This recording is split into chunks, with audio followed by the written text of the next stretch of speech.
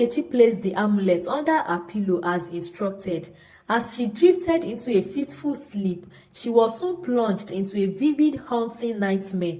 She found herself standing in a dark, mysterious forest. Before her stood Ifeanyi, holding a blood-stained bag. She watched in horror as he offered the placentas of their children to a malevolent spirit in exchange for a bag of gold.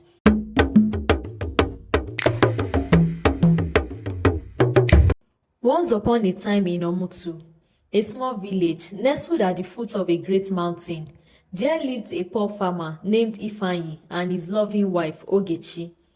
Omutu village, surrounded by green forests and rich fertile lands, was home to hardworking farmers who depended solely on agriculture. The people were hardworking and helped each other like one big family. Even though Ifeanyi and Ogechi worked hard every day, they found it hard to make a good living. Ifeanyi's fields, unlike their neighbors' fertile fields, were full of pebbles and dry soil. Each season, he labored from dawn till dusk, hoping for a bountiful harvest that never came. Despite their diligence, their days were filled with toil and little returns. Despite the fact that they struggled to make ends meet, Ogechi was always cheerful and full of energy. She did her best to help her husband. She looked after their small home, took care of their children, and made the most of what little they had with great care and patience. In the evenings, after working all day, Ifeanyi would sit by the fire, staring into the flames with a heavy heart. He envied his neighbors, who seemed to have everything without trying hard. He saw their big houses, their big parties, their big feasts, and the fancy clothes they wore, and his jealousy grew, making him feel more and more desperate with each passing day. One fateful day, while taking his meager produce to the village market, Ifeanyi overheard a conversation between two men who spoke in hushed tones. They spoke about a notorious money ritualist who lived in the forest beyond the village. It was said that this ritualist could grant immense wealth to those willing to pay the price. Ifeanyi's ears perked up, and his heart raced with a mix of fear and excitement. Throughout that day, he could think of nothing else except what he heard about the ritualist. What is the worst that would happen? He thought to himself as he contemplates visiting the ritualist. Under the cover of the night, Ifeanyi made his way through the dense forest to the ritualist's dwelling. The path was treacherous, and the sounds of nocturnal creatures filled him with dread. At last, he arrived at a small, dimly lit hut. The ritualist, an old man with piercing eyes and a sinister smile, welcomed him inside. "I know why you have come," the ritualist said, his voice a rasping whisper. "You seek wealth, but are you prepared to pay the price?" Ifeanyi hesitated, but then nodded. "I am ready. I will do whatever it takes to lift my family out of poverty." The old man's smile widened. "Very well, my son. Are you married?" "Yes, I am married, old one." "How many wives do you have?" "I have only one wife," Ifeanyi replied. "Now listen carefully," the old man started. "To obtain the wealth you desire, you must bring me the placentas of your own newborn children every year. This placenta must be from the first woman you ever married, and since you have only one wife, that will be your wife. If you decide to marry another woman, do not bring the placenta of her baby here, only that of your first wife. Each placenta will renew your wealth, and you must not miss a single year." On hearing the conditions of the old man, Ifeanyi's heart sank, but the thought of riches clouded his judgment. He agreed to the dreadful terms, and the ritualist gave him a talisman, instructing him to bury it under his home. "This talisman will ensure your wife's fertility," the ritualist explained. "But listen, no other human must set eyes on this talisman aside from you and I," the old man finished. Ifeanyi thanked the old man, wrapped the talisman under his blouse, and left. Ifeanyi returned home and buried the talisman under the bed he shared with his wife Ogechi as per the ritualist's instructions. Few weeks afterwards, Ogechi discovered she was pregnant. When she told Ifeanyi, he was so happy and danced round the compound. Ogechi, who was laughing at his drama, didn't understand why her husband is so happy about this news, as they had 3 children already. 9 months after conception, Ogechi gave birth to a healthy baby boy. The moment the midwife gave Ifeanyi the placenta, he carefully wrapped it with a plastic bag and hid it somewhere. He then went to his backyard, dug a hole, and pretended to bury the placenta. As soon as he could get out of the house, he carried the placenta that he had hidden and took it to the old man's hut to perform the ritual. Just few days after the birth of the baby, things started changing miraculously in Ifeanyi's household. He would go to his field and harvest baskets after baskets of tomatoes, peppers, and all sorts of vegetables. He would sell those in the village market and make huge amounts of money. Ifeanyi's wealth grew in mysterious ways.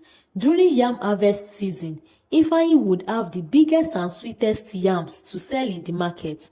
Same thing would happen in every other food crops harvest season, and the villagers would rush to buy his farm produce so much that they finish in a short time, no matter how plenty they are. This continued year in year out as he renews his wealth each year with a new placenta. He started acquiring big lands to plant cash crops like cocoa, tobacco, and kola nuts. He also acquired large quantities of livestock and built the grandest house in Omutu village. Ifeanyi reveled in his newfound fortune as he started enjoying the respect and admiration of the villagers, and his guiltless heart felt only pride.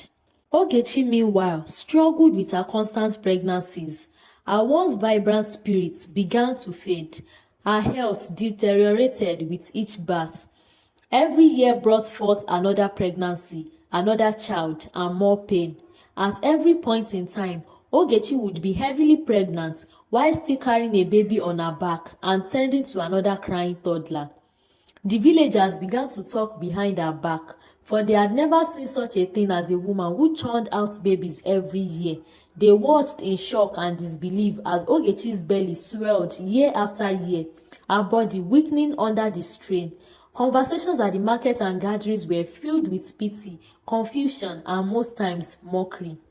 The older women, with their deep-set wrinkles and wise eyes, silently shook their heads in disapproval, remembering their own experiences with childbirth and knowing that Ogechi's situation was far from normal. Even the men, who seldom involved themselves in such matters, noticed and wondered what was driving Ifeanyi to put his wife through such torments. If he wanted more children, he could simply take as many wives as he wants since he is rich. Their whispers and glances created a wall of gossip that Ogechi felt every time she stepped outside of her home.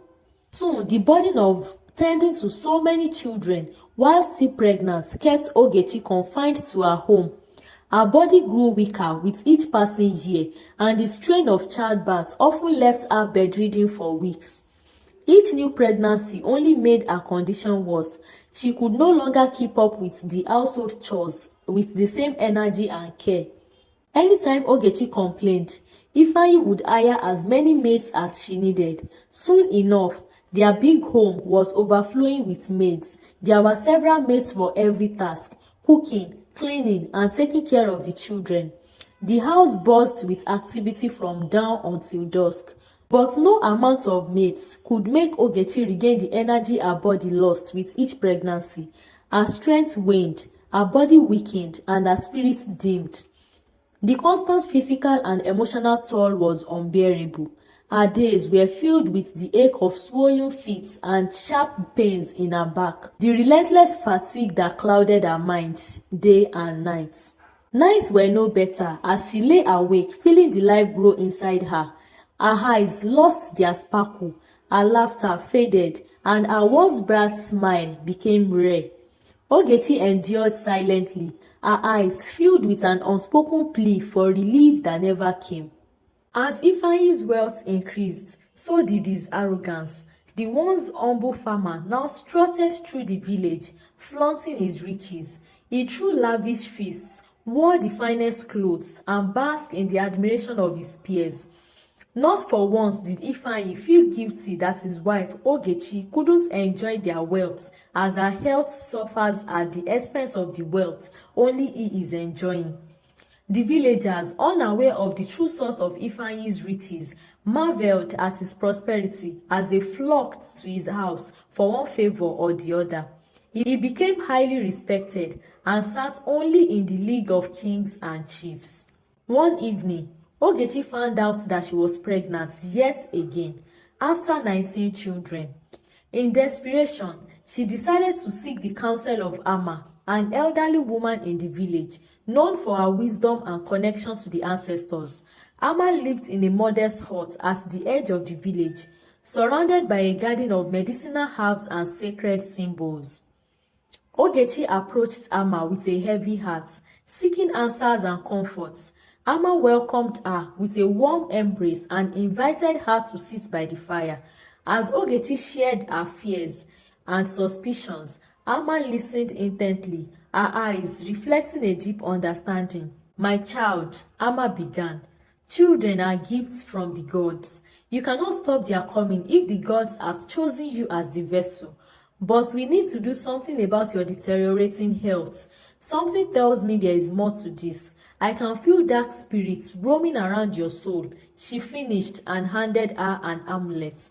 "Place this under your pillow tonight. It will reveal to you the truth that you seek." That night, Ogechi placed the amulet under her pillow as instructed. As she drifted into a fitful sleep, she was soon plunged into a vivid, haunting nightmare. She found herself standing in a dark, mysterious forest. Before her stood Ifanyi, holding a blood-stained bag. She watched in horror as he offered the placentas of their children to a malevolent spirit in exchange for a bag of gold. The spirit's eyes glowed with an unholy light as it accepted the grisly offering, and Ifanyi's face twisted into a triumphant grin. Ogechi awoke with a start, drenched in sweat and her heart pounding in her chest. The dream she had frightened her so much that she could no longer sleep. She tossed and turned on the bed until dawn, the horrifying images replaying in her mind. The moment the first cock crowed, she hurried to Ama's house to share her new discovery. Ama listened carefully and nodded.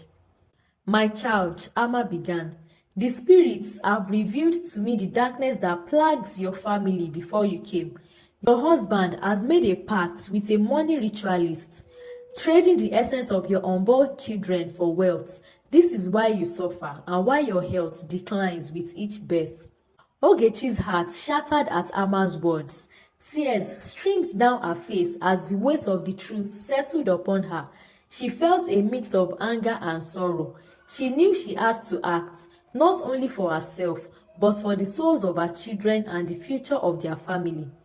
"Return home now, Ogechi, so that Ifanyi does not suspect anything. Send for me as soon as he leaves the house for his usual flamboyant outings." Ogechi nodded and returned home, her mind racing. She carried out her daily tasks with a heavy heart, waiting for Ifanyi to leave the house. When he finally departed, dressed in his finest clothes for another day of merriment, Ogechi sent one of her maids to go call Ama. Ama arrived, accompanied by some village women.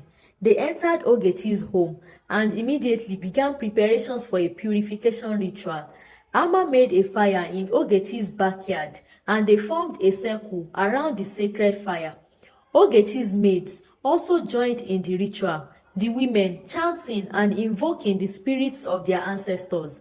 Ama chanted incantations and eulogies passed down through generations. They danced and sang, their voices rising in unison, calling upon the spirits of their ancestors and unborn children to chase away the dark spirit that looms over their households. As the ritual reached its climax, Ogechi entered into a trance, having an out-of-body experience. She left the midst of the chanting women, went to the room she shared with her husband Ifanyi. In her unconsciousness, she reached under the bed and dug out the talisman that her husband had buried under the bed several years back. She ran back outside and threw the talisman inside the fire they had made for the ritual. The moment the talisman hit the fire, the sky darkened, lightning flashed, and thunder rumbled as the talisman burnt to ashes. A mighty storm then swept through the village as if the very heavens were responding to their plea. The women continued their chants, their spirits unbroken by the raging storm. When the ritual finally ended, the sky became clear and a sense of calm and clarity settled over the village. Ogechi, now back to her consciousness, felt a sense of peace and calm wash over her. She thanked Amma and the other women as they left for their various homes. When Ifeanyi got back home later that afternoon, he felt something had changed in his home but couldn't place a finger on what it was. Ogechi, who was sitting in the courtyard, felt a sharp pain in her lower stomach. She screamed out of pain. Ogechi held her stomach and blood trickled out from her body. She was quickly surrounded by maids who were shocked at what's happening. Ifeanyi, who sat in his living room on one of his opulent chairs, rose to see what the problem was. By the time he got to the courtyard, he met Ogechi in a pool of blood, asking one of the maids what happened, and he was told that Madame has miscarried her pregnancy. Ifeanyi's heart raced with panic. This was the first time Ogechi would miscarry her pregnancy. Fear gripped him, not for Ogechi's health, but for the loss of the precious placenta he needed for the renewal of his mourning. He knew the consequences for missing a year of the ritual. In a frantic attempt to salvage the situation, Ifeanyi left Ogechi in the care of the maids and hurried out to the ritualist's hut. The journey seemed longer and more treacherous than his numerous trips before. When he finally arrived, the ritualist was already waiting, a grim expression on his face. He didn't wait for him to speak as he has known what had happened. "I told you no other human must set eyes on the talisman," the ritualist scolded. "Now you have brought doom upon yourself." Desperate, Ifeanyi pleaded, "Please, Baba, there must be something we can do. Please help me, old one." The ritualist's eye glinted with dark amusement. "You cannot undo what has been done. Your wife's purification ritual has broken the bond. The talisman is gone, and with it, your wealth will fade. Prepare to face the dire consequences." Ifeanyi returned home, defeated and terrified. The vibrant, lavish house now felt ominously silent. Ogechi, still weak from the miscarriage, was being tended to by the maids. Her older children huddled around her, their eyes wide with concern. Days turned into weeks, and Ifeanyi's fortune dwindled rapidly. His crops withered, his livestock fell ill, and his wealth disappeared miraculously, just as it had appeared miraculously several years back. The grand house, once full of laughter and life, became a shadow of its former self. Ogechi, on the other hand, began to regain her strength. Free from the cycle of constant pregnancies, her health improved slowly but steadily. She spent more time with her children, her spirit slowly rekindling. Amma visited her often, offering herbal remedies and words of encouragement. Whispers of Ifeanyi's ill-gotten wealth and his downfall quickly spread through the village. Amma and some other village women stood firm behind Ogechi. They offered help, bringing food and looking after her children as all the maids left since Ifeanyi couldn't pay them again. With the community's support, Ogechi found a new sense of strength and purpose. She began to work her own small piece of land with the help of her neighbors and her older children. As for Ifeanyi, he became secluded, shunned by the villagers who once revered him. Consumed by regret and guilt, he spent his days in solitude, haunted by the choices he made and the danger he has put his wife to. The grand house, now a symbol of his greed and downfall, stood as a stark reminder of the consequences of his actions. In time, Ogechi's farm began to flourish, not with unnatural bounty, but with the honest fruits of hard work and community spirit. Her children thrived, and Ogechi's laughter once again filled the air, a testament of her resilience and strength. The story of Ifeanyi and Ogechi became a cherished tale, passed down through ages, serving as a reminder of the true meaning of wealth and the strength found in the human spirit. The villagers learned that material riches are fleeting, but the bonds of love and community are everlasting. Ogechi's children grew up knowing the value of integrity and the power of unity. They honored their mother's legacy, ensuring that the lessons of their past would guide them into a brighter future. The village prospered, not through greed or deceit, but the enduring strength of its people, united in their commitment to the lessons of their ancestors. Years passed, and the story of Ifeanyi and Ogechi continued to be told around village fires and in the quiet moments of reflection. The villagers remembered the sacrifices and the redemption that came from embracing one's true values. They honored Ogechi's memory by living lives filled with love, compassion, and integrity. And so, the tale of the greedy husband and the resilient wife became more than just a story. It became a guiding light, illuminating the path to a future where true wealth was found, not in gold, but in the hearts and spirits of the people. True wealth lies not in the material riches, but in love, integrity, and the strength of a united community. Greed and dishonesty bring only suffering, while resilience and wisdom lead to lasting prosperity and harmony.